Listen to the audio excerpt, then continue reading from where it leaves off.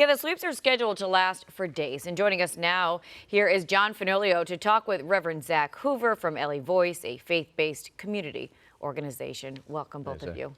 All right. Well, thanks, guys. That's right. We're talking about this again tonight because it is such an important issue to so many communities. Right now, we're not hearing about any major ICE raids unfolding in Los Angeles, but the director of ICE says that targeted operations are currently underway. So, Zach, let's get right into it. Is this something that your community, the people that you represent, undocumented immigrants, is this something that they should be worried about, given all of the hype that we've heard lately from the president and his supporters? Yeah, I think on the one hand, it's not a new fear, and people have been preparing for a couple of years. I think a lot of people took the president at his word when he was running for office.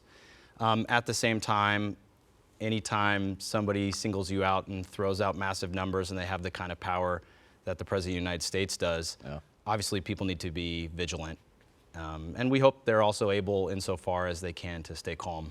But the raids haven't begun, or at least we're not hearing that they've begun here in Los Angeles. And you have said in the past that that's pretty typical, actually, because they may begin later. Can you talk about that? Yeah, I think there's concern that later tonight or early into tomorrow morning, there could be ICE actions, as well as, I mean, who knows? So there's been ICE action in LA County over the last 4 days, which I guess theoretically is not part of this. But we know that they were active in Pomona recently, Azusa, a few other places in the San Gabriel Valley.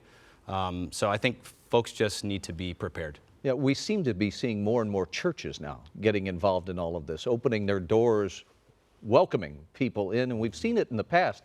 It doesn't seem to be as much as we're seeing right now.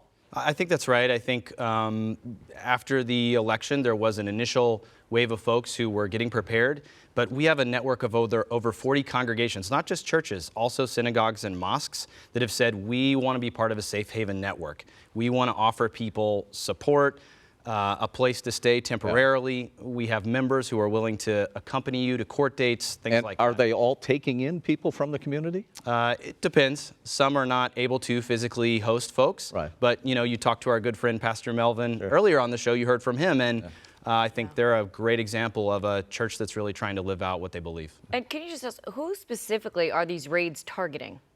Well, what they're saying, I know as much as you do, is that they're targeting folks who have final orders of deportation, who have been here more recently, more recent arrivals. But what we know from the past, as well as from what's been said by the ICE director over the last couple of days, is that they will continue to make collateral arrests. So if somebody opens the door and it's not the person they're looking for, but that person is undocumented, it doesn't matter if they've been here 40 years and have 5 kids. They shouldn't open the door.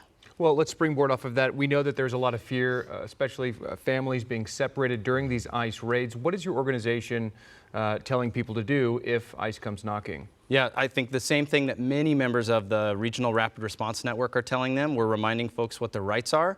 You don't have to open the door. You don't have to open the door unless they have a judicial warrant. So a lot of times they'll show up with a warrant, but it's not signed by a judge. And it's got to have your name and your address on it and your date of birth. So have them slide it under the door. That's the first thing. The second thing is you don't have to give them information. You can ask to have an attorney. You're allowed to just say, I'll tell you my name and date of birth, but that's it. So we're encouraging people to practice this, because it's very hard when someone shows up in a police vest and you are afraid to slow down and think. So just like we do earthquake drills, because you freak out when things start shaking, it's important to do a drill at home. Yeah.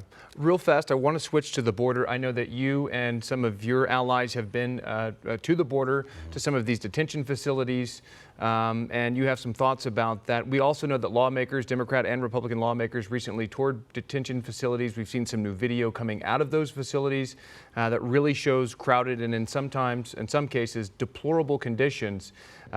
Vice President Mike Pence was there on Friday. I think we have a soundbite, a clip of what the Vice President had to say after touring one of those facilities.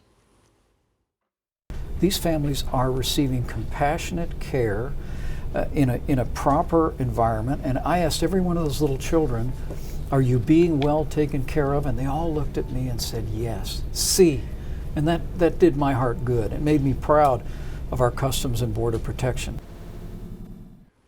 Obviously, there are conflicting accounts about what we have all seen with our own eyes in some of those facilities. How does what the Vice President said square with what you've seen and what you've heard? when people talk to people they trust about what's going on there, that is not what they say. They talk about the conditions that they're living in, and you don't have to go to the border to see this. You can go to Adelanto Detention Center just here outside of LA County. So, you know, with all due respect to the Vice President, I'm a fellow Hoosier. I've known who he was for a long time, but this Indiana boy to that Indiana boy, let's be honest about this, about what we're really doing to families. And I don't think it's Christian behavior. All right. Reverend Zach Hoover, thank you so much for being here. For more information and resources, you can visit Zach's organization. It's called lavoice.org. You can also email them or give them a call. You should see that information right there on your screen. Reverend Hoover, thank you. Thank you so much. We'll take a break. We'll be right back.